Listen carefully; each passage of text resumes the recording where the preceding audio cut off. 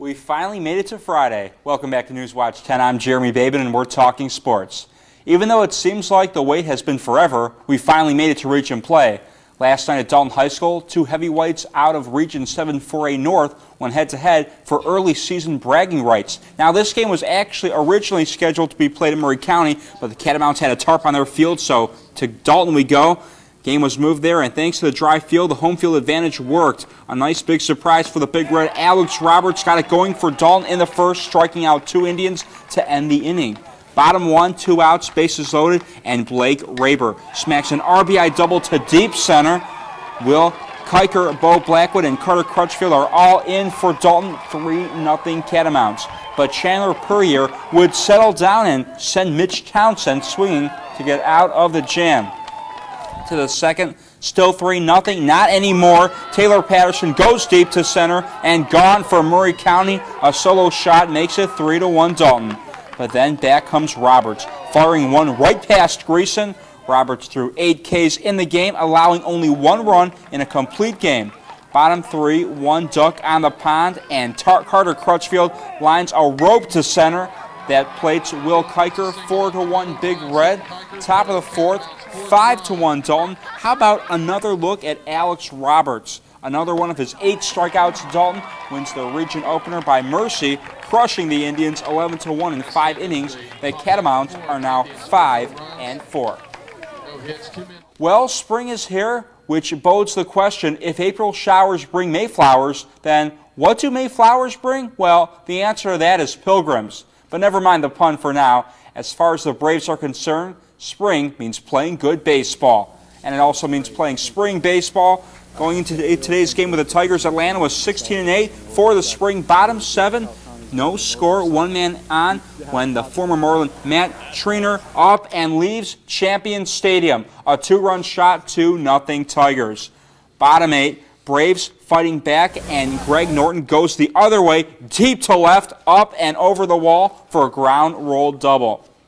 Now that scores 2 runs, 2-2 the score is, and bottom 9 still tie game, and it's Omar Infante, singles to left. David Ross advances to third, and with 1 out, Martin Pedro, he's going to come up to bat with a winning run on third base. Now Pedro, he would send a bouncing blooper in the hole that just will get through for the game-winning RBI.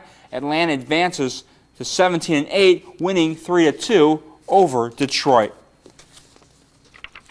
On to everyone's favorite show around this time of the year, and no, I don't mean Days of Our Lives or General Hospital, although I actually happen to be a suckler for soap operas. Don't tell anyone that. I'm talking about March Madness, though.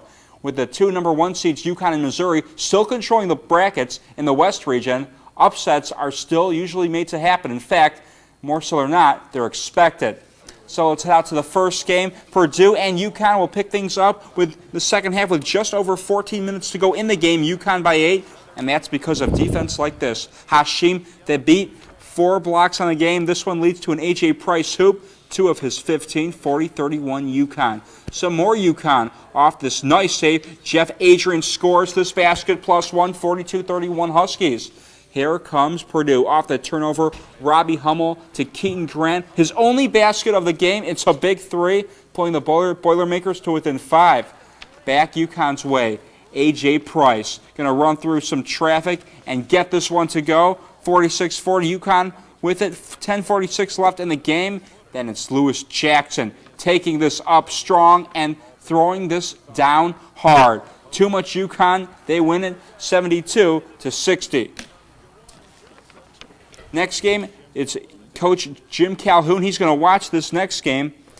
And Missouri and Memphis will pick this up with 6:13 to go in the first half. Missouri's Matt Lawrence with from the baseline. It's good, 35-29 Missouri.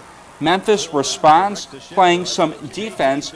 Robert Sally, the block, and this leads to a Tyreek Evans, a royal flush. He led everyone with 33. Now with 23 seconds left in the first half, Marcus Demon, he banks it in 4-3, 47-34, Missouri. Final seconds of the first half, Sean Taggart, he slams this one to give his team some momentum heading into the second half. And then Marcus Demon changes all that with this ridiculous half-court shot. Missouri wins this one 109-91. On to the East region, where the Pittsburgh Panthers have had a pretty solid season, but they've still never won a game over a top 5 seed in the NCAA tournament. With that change, Bill Murray, he would be the first to see this one. Early in the second half, he was in for a good one. Dante Jackson driving all the way in for 2 of his 9 points on the night. Xavier by 1, and B.J. Raymond with a foot just inside the three-point line makes it a 45-42 Musketeers lead. Back goes Pitt's way.